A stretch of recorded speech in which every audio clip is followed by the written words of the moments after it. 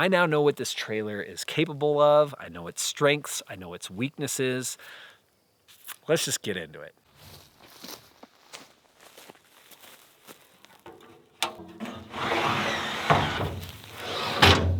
Now I've got a lot to share with you, but I'm going to start here because I think the whole base builds off of this system.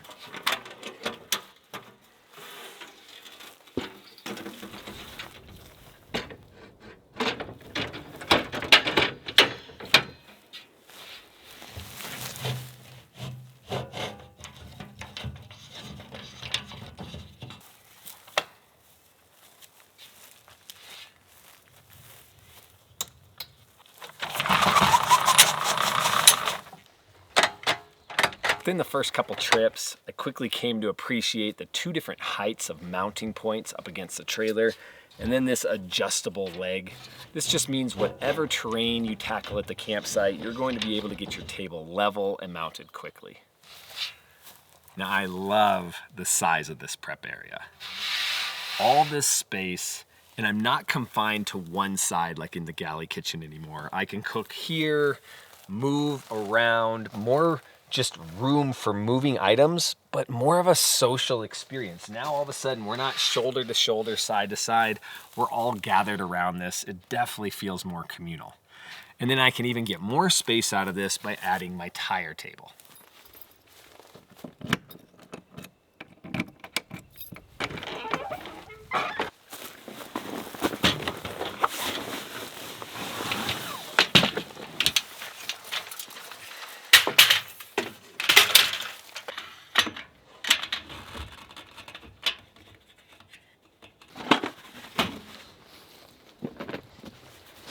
So I'm gonna be pretty critical on this trailer today. Some of you will call it whining, I'm gonna call it nitpicking.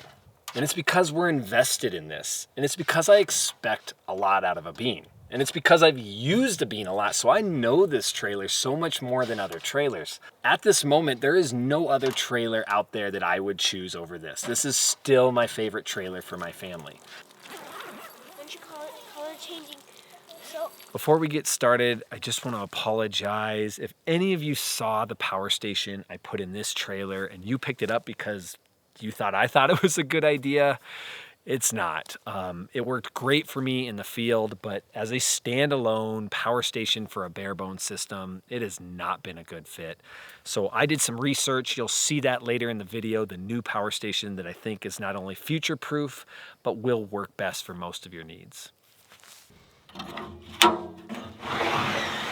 Now there's a couple issues with this table. The first one being in transit, the case that stores this table is not weather sealed. Not a huge deal. It doesn't tend to get too much on this surface, but there is a lot of residual dust in there, and that dust does make its way up here. As you know, I was one of the first to purchase the Beanstock, so I'm going to give them the benefit of the doubt and assume if I'm having issues, so did others, so they probably fixed this. And there was another issue I heard about when these first came out, and that was this latch coming open during transit. And that's one I know they did address. That is not a problem with Beanstocks going forward. A feature I didn't realize I was going to love is the placement of these jerry cans. Having these jerry cans over your axles, for one, puts all the weight of your water right where it needs to be, center of the axle. Number two, it keeps all that water from taking up my space. It used to be in the galley, taking up space. It's been in the back of the truck. It's in the front of the car to balance out weight.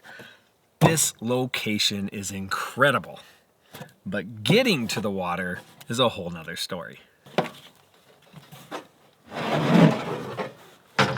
So that was easy, but it's not usually that easy. Most jerry cans are not the same dimension as this. And so let's say my Lifesaver, for example.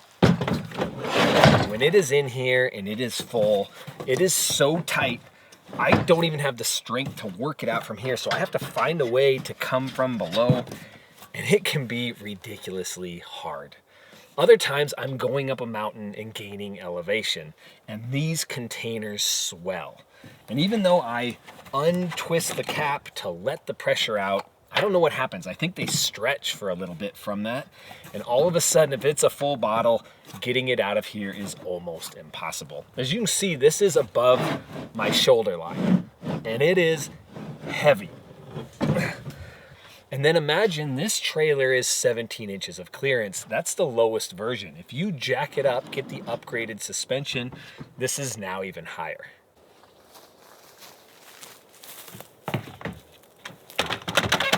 Now when I come across these problems when I'm making these videos, sometimes I think, what would you guys tell me to do in the comment section?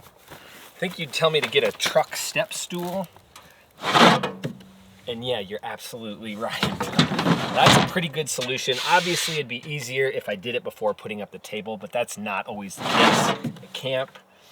I still think we can cut this down a little bit so I don't have to get it quite as high to get it over the lip.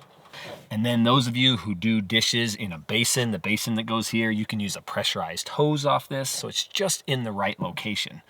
But check on the other side. That's right. Nothing. When I put in the purchase agreement to buy this bean, there was not an option for a second table. And I said, hey, I'd like to get one. And I think the reasoning that they didn't provide it is the jerry can would interfere with the window opening. I don't think that's an issue at all. I would rather have this in transit over the axle. And if I need the jerry can and I need the window, I'll pull the jerry can out and open the window up. So I talked to Bean.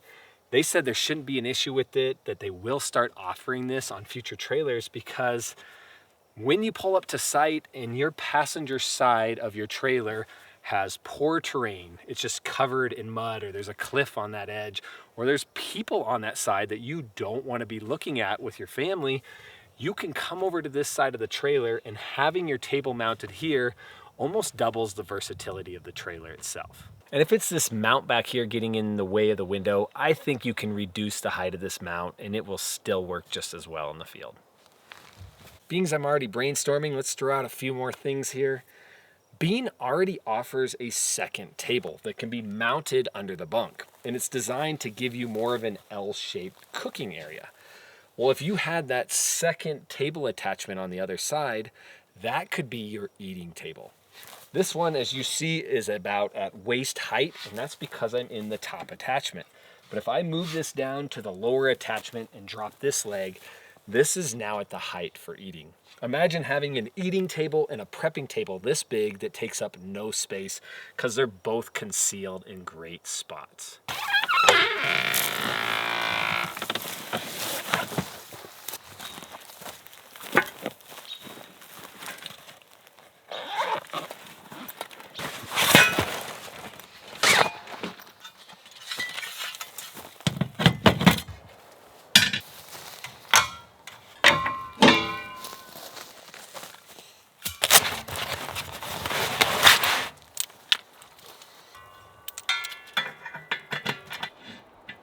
The discata and the discata mount, also known as a plow disc cooker, works as advertised. We get a number of comments worried about grease being thrown on the trailer.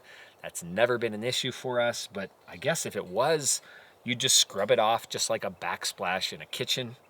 The discata for us works as like a third burner. So we're using our regular camp stove here, and then you have this that allows you to cook a lot faster for groups because you're able to warm your food on the edges. You can keep food ready to eat at all times, so even the guy cooking it gets to enjoy his food. One thing I would like to point out is these mounting points on the table here.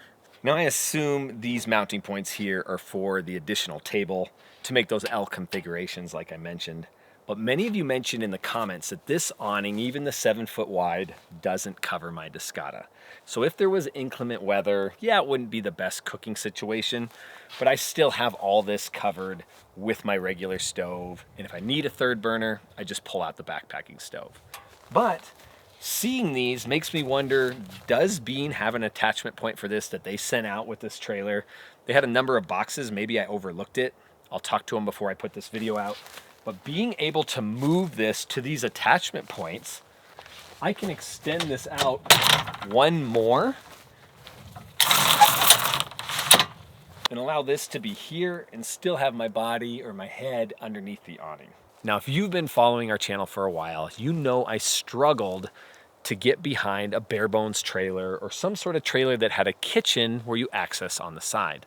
And that's because I really believe you need instant access to coverage, either indoor cooking or indoor seating or a galley hatch that allows you to escape from the sun, from the rain.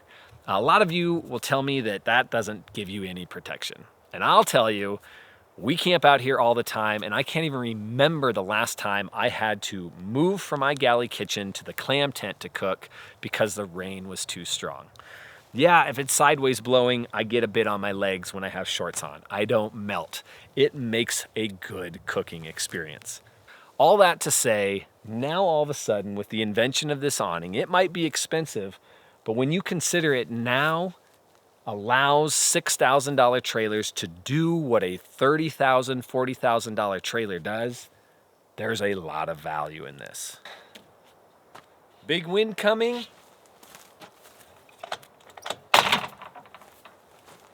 Close it down.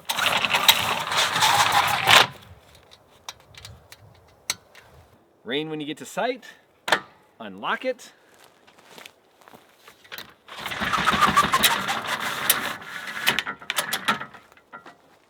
And tighten her up. That's it. This awning, as ridiculous as this is going to sound, changed my camping more than anything in the last 5 years. And it's not actually the awning. The awning made bare bones trailers viable. Meaning all of a sudden they could do anything a better trailer could do, but it forced me into systems that I didn't realize I needed. I'm all of a sudden back in bins. I'm more organized. I have a bin for every specific task at camp. I have flat pack items now because of the bin. And the flat pack items make it so I can take more and not worry about leaving things behind, yet I'm not taking up space in the tow vehicle. Now all of a sudden, camping is simple again. I thought I needed drawers. I thought I needed closet space or indoor space, and what I really needed was to bring everything outside.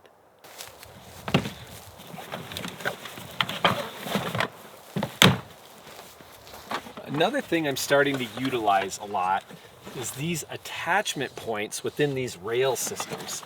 So I'm hanging my lights up there. I'm hanging these kitchen bags. And I don't need this Kamek crosswing awning. I can, as long as I have a roof rack, I can order any sort of bar that has a rail system in it, add it to that, and now it's just giving me instant access to many more items. So all this is now within arm's reach, and it's much more organized and where I need it to be. I find this rail really fits into that bare bones, do it your way approach because I'm no longer forced into somebody else's organizational system. I get to build it out my way. When you go with bare bones trailers, you don't always get the best components. One thing I really miss is a stand-on fender. I can no longer jump on this fender to get up to my roof. And I used to do that between trips to throw my tarp over, and that made it really easy. I now have a new location for accessing the roof. This is the best access I've ever had to my roof. But again, I still would like to be able to pull things from the side. If I had this and stand-on fenders, I'd be a pretty happy guy. Now, while I'm up here, I think it's time to talk about this giant tongue platform. The strength, the size, the accessories, the mounting points for solar and running your fridge and all that jazz. Future Drew here. I completely forgot to talk about this tongue platform. So you probably saw the most recent video. Bean now offers a tongue box as one of the upgraded items. Why is that a big deal? It means you no longer have to carry around an expensive weather-sealed fridge. Those of you who are worried about your fridge walking away when parking these trailers in urban environments, that's going to take away that stress. For me, I'm still sticking with this open platform, and that's just because of the versatility. Even though that weather-sealed fridge is annoying, or maybe taking my internal battery fridge, that little Anchor Everfrost, it's worth it to have the flexibility. This can be a huge platform for bikes and motorcycles and just trading things in and out for different styles of trips. Having a box is great for most of you, but it does limit now what you're able to do up here. Yes, you can throw items on top of that box, but now those heavy gear, again, are getting over that shoulder line. Again, it can be done using ladders, using step stools, but I'd prefer something way lower like this big platform. I forgot to mention these. I love this system of strap downs. I would order a few extra of these if you do pick up a Beanstock, because sometimes they do get left behind, but it's so quick to attach gear. I don't know what I'd do without it. It took me a while to realize I don't like having wheeled jacks. I have gone through so many of them. Yes, I can upgrade to an arc jack, but I would rather have a solid platform like this that I can just drag around and it's not going to break on me in the field. I'm also not a fan of 50 rotations to get a tongue jack down to the ground on a higher clearance trailer. On a trailer like this, I love that they've eliminated that hassle by just putting in this pin and pulling this, and all those rotations are gone. And like that little detail, you know me, it's all about the little details. I've never had a place to store my 7-pin or my 4-pin, so I was always finding a way to hook it so it would face down so that water wouldn't get into it and debris. I love that they placed a little mount here to do that for me. This quick access propane mount. We gave them feedback a few years ago. Boom, they put it into play. And I love what they've made. Because this is a bare bones trailer, this is not plumbed to the rear. This lets me move this around camp and use my own kitchen setup. But don't get me wrong, if this was a regular galley kitchen with a permanent stove, I would expect this to be plumbed to the rear. Now I'm thinking of another question a potential buyer might ask me, and that is, am I happy with just going with one propane cylinder over the two? I don't know. I've had no issues. I'm happy with it. But I've always said eliminating anything out here that gives you stress is really the trick to a good camping experience. So if you're the type of guy that's going to worry about running out of his propane, I would put the second one on here. But just know these are 11-pound cylinders, which means you can't just take these into town and swap them out with a 20. If you are a high propane use camper, like fire pits every night, tons of cooking, you might just want to do a 20-pound propane, and then you can swap it out anywhere.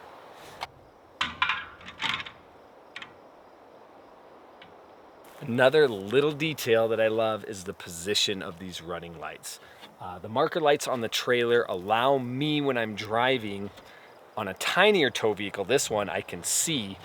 On the wider tow vehicle like this Ridgeline, the back one on the fender I can see, and this lets me know I'm plugged in. And on vehicles like the Ridgeline where I have to have the lights on for the taillights to go, again, it also gives me a signal that my taillights are on. This solar panel here was more of a want than a need. Most people keep these here to protect their front windows. I picked this up just because I wanted to highlight something out of North America, but the more I use it, I'm now leaving my portable panels behind. I love how quickly this comes unattached. I can still keep it tethered to this. I have a longer cord that allows me to go to the edges here and gather some sun, top off my main battery, or I can completely unattach this, run this out into the middle of the field, attach it to my 700-watt power station, and top that off as well. So it's just been a good piece of gear for me, but you don't need to spend this type of money. You can pick up any budget panel. It is going to fit into this connection here as long as you find the right adapter.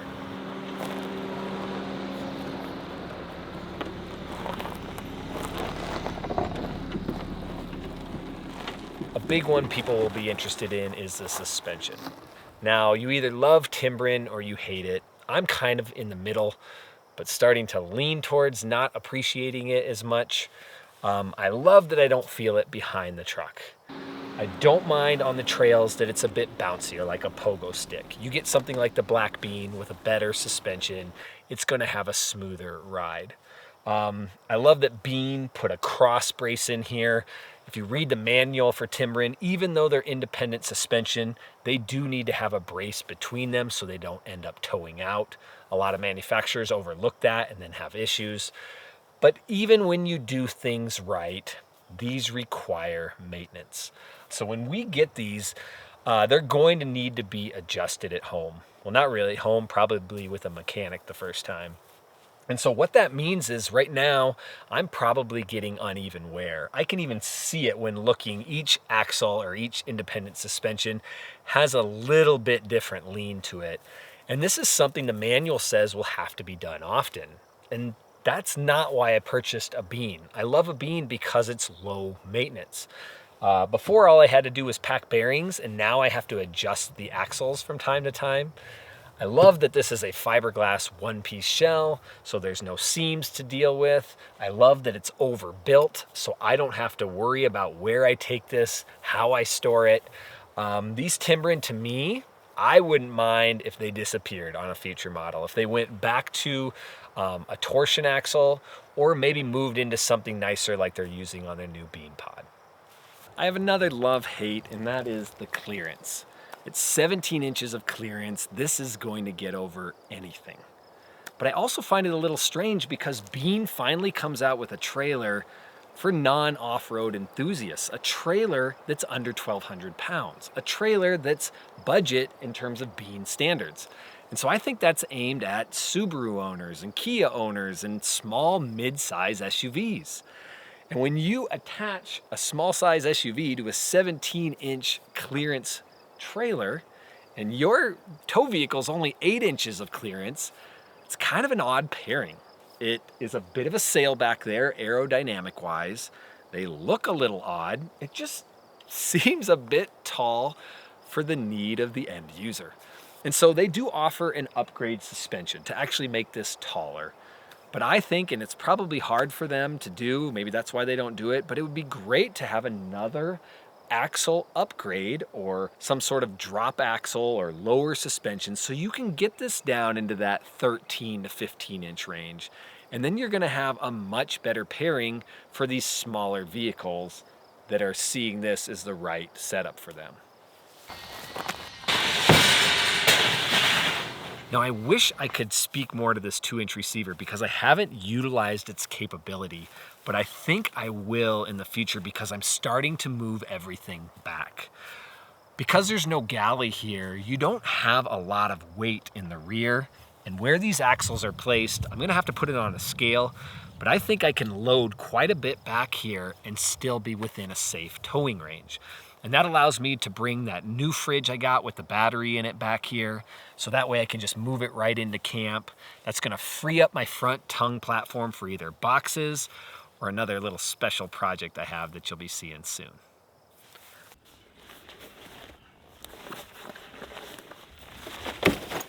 Shower enclosure. I have no idea if it's worth it. I've never needed one in the past. I just picked this up for a future video.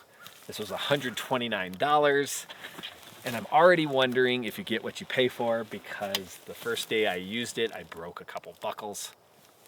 So we'll let you know in the future if it is benefiting our camping, but at this point, I have no idea. It mounted well. That's about all I can tell you. Oh, trailer brakes. At only 1,200 pounds, even with a 5,000 pound towing capacity on the ridgeline, I feel this, meaning my stopping distance greatly increases. So I would definitely suggest electric brakes, anything 1,200 pounds and above.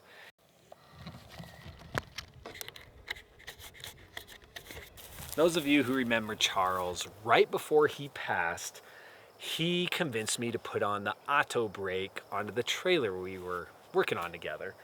And so I carried that forward into this trailer. That's the auto brake, A-U-T-O-W brake. And what it does is it eliminates the need for a brake controller in your tow vehicle. That way, anything can tow this. I don't have to have brake controllers in every potential tow vehicle. I don't have to share portable controllers and sync them and calibrate them. This communicates with your brake signal on your tow vehicle. It goes through the 7-pin, sends a message to the auto brake, which then fires on your trailer brakes. Very simple. Hook any vehicle to this. It's almost an instantaneous pairing, and then you're off. It also has a manual key fob, just like any other brake controller. So if there was sway or you hit ice or something, you can manually hit that as well. A lot of you will not agree with me on this, but most of us casual users do not need a spare tire. I rarely have a trailer tire issue. One thing though, I do bring valve stems with me because as these tires sit in the winter, they fluctuate the air and those valve stems come loose. And keep a valve stem, some tire plugs, and a little fix-a-flat with you, I think you'll be fine.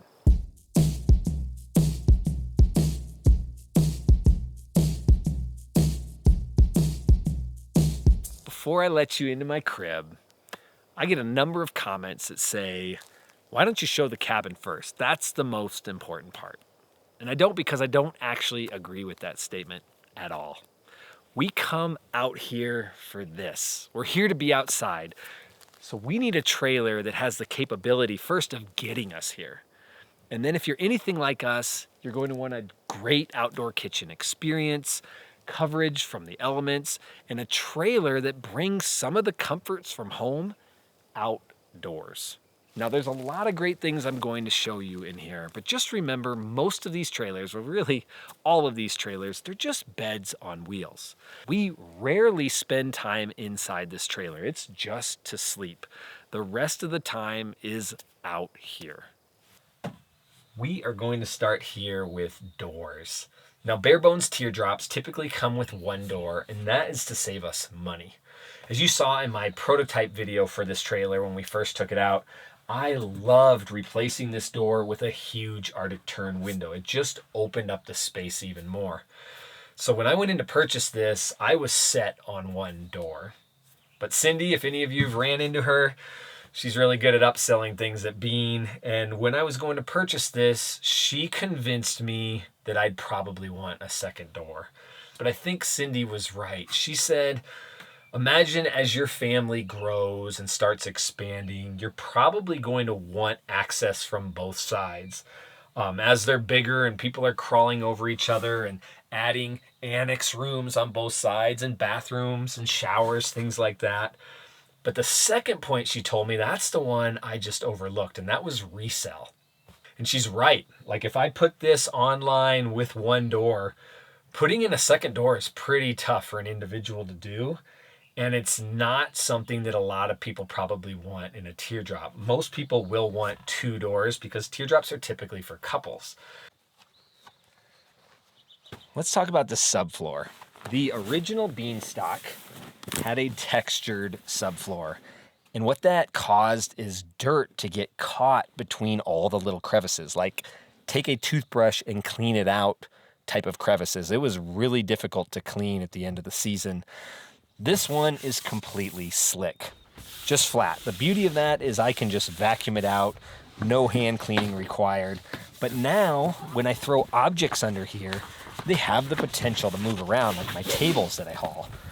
I could attach them to these D-rings that they installed, but Brad Grant, as you guys know from the comments, he just said, Drew, why don't you just throw in some gym mats? So that's exactly what I did.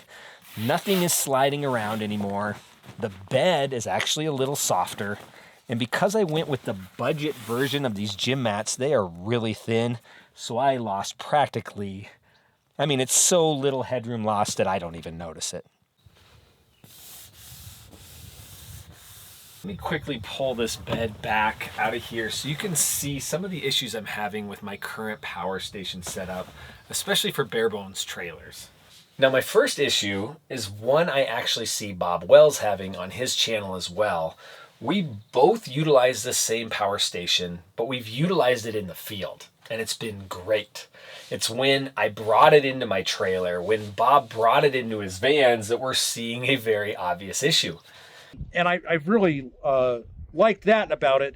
But what I've hated about this thing is all the controls some of the controls are on this side and some of the controls are on this side. To turn on the entire power system, I have to find this weird little button back here that's smaller than my pinky nail.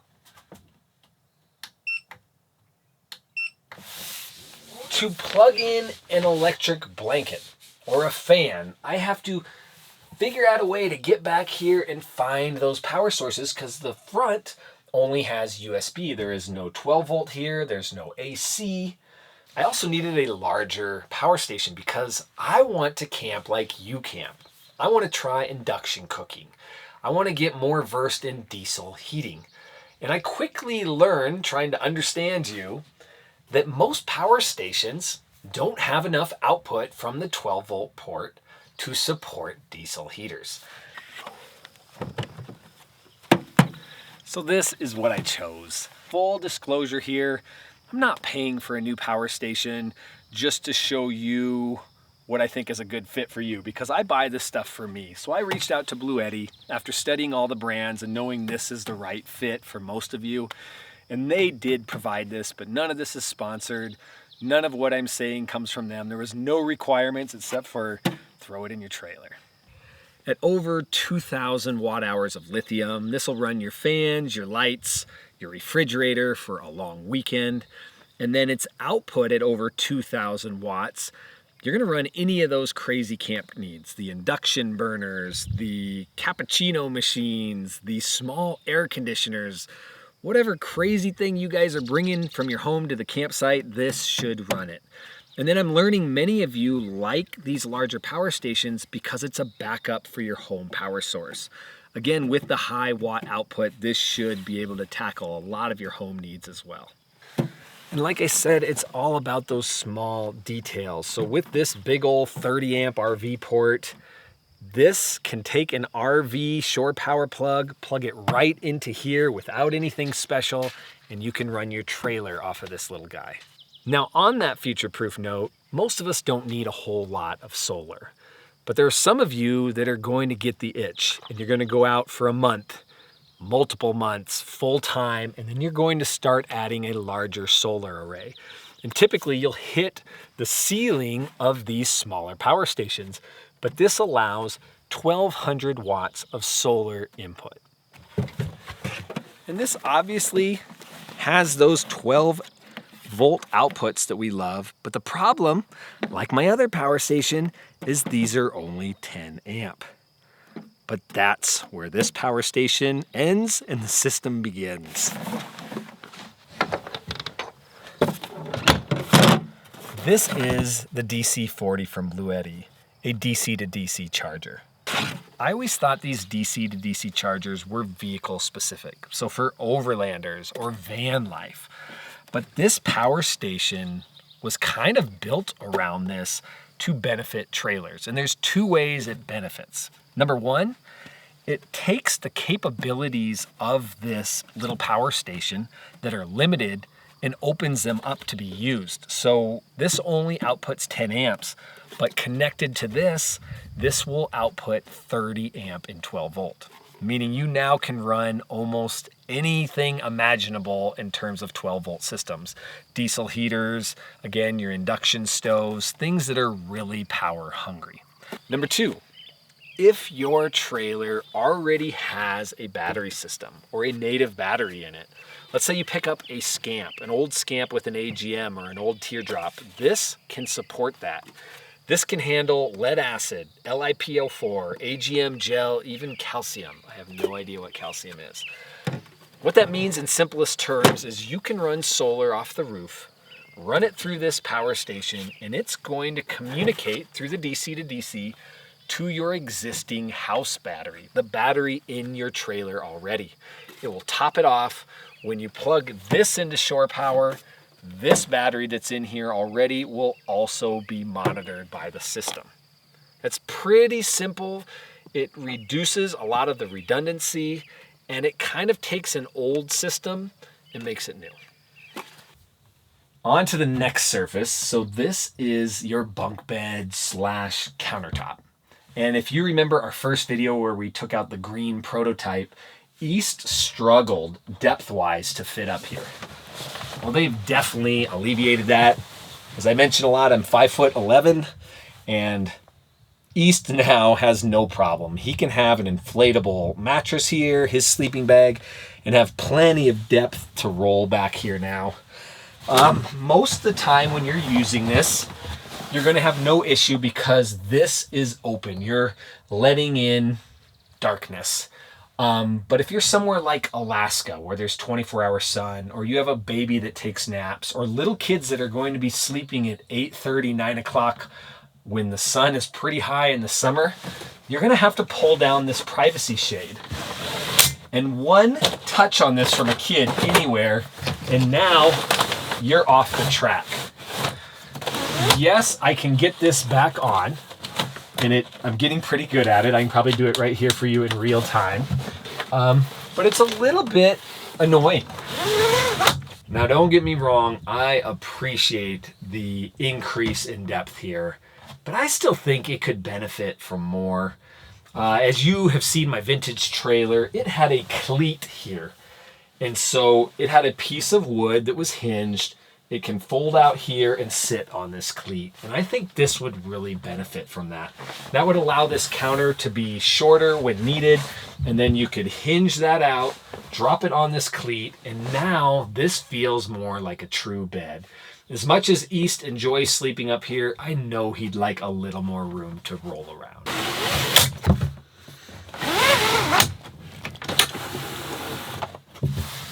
I think it's time to talk about my biggest issue with this trailer before moving into other things, and that is interior storage. I was over the moon when I took this trailer out for the first time, when I realized removing a galley kitchen and all these cabinets just opened up all this space and allowed this little teardrop to easily sleep my entire family of 4 during the shoulder season. I didn't need to do any sleeping on a rooftop tent or in an annex room. We could all huddle in here and be extremely comfortable. But that came with a pretty big drawback. Yes, there is a ton of space in here, but I have no way of utilizing it. What you see in here in terms of bins is all I need for our family's sleeping needs. But yet I have all this extra space I'm not utilizing because I can't utilize it. When I need to get in here, that means I need to take off my camp shoes, get across this bed, and somehow not bring any of that external camp environment with me onto the bed I'm going to sleep on at night that needs to be clean. Now, I'm also sacrificing my favorite thing. Many of you know this. Between trips, I love to dial in the camper. I make micro tweaks after every camping trip so that when I get home, this trailer is basically turnkey. I put it away and I get right into life. When it's time to go camping, I jump in and go. And I come out to the back of the galley and I pull out bins and I organize things so everything has a system.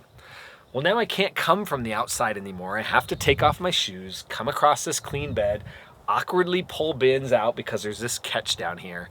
But I have come up with a solution for it as well.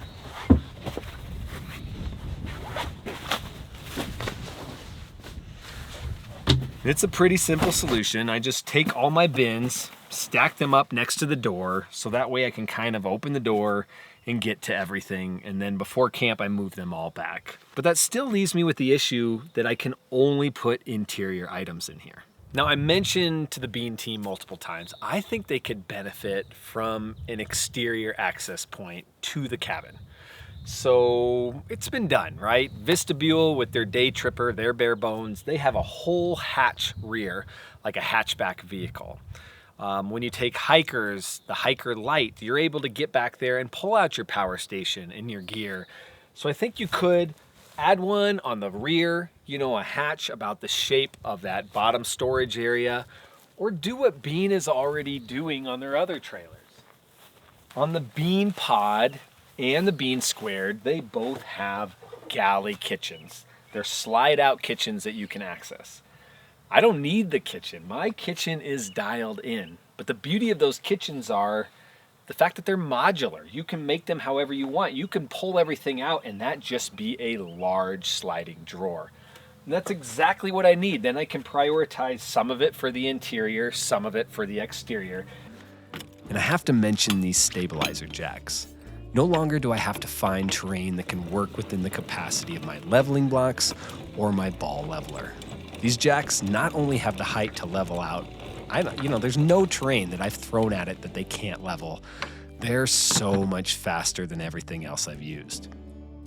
And if you've made it this far and you find yourself gravitating towards a bare bones trailer like this, I have a playlist right here that you're going to love. It's all the bare bones trailer walkthroughs from Playing with Sticks. And as usual, stay safe out there, and we'll see you in the next episode.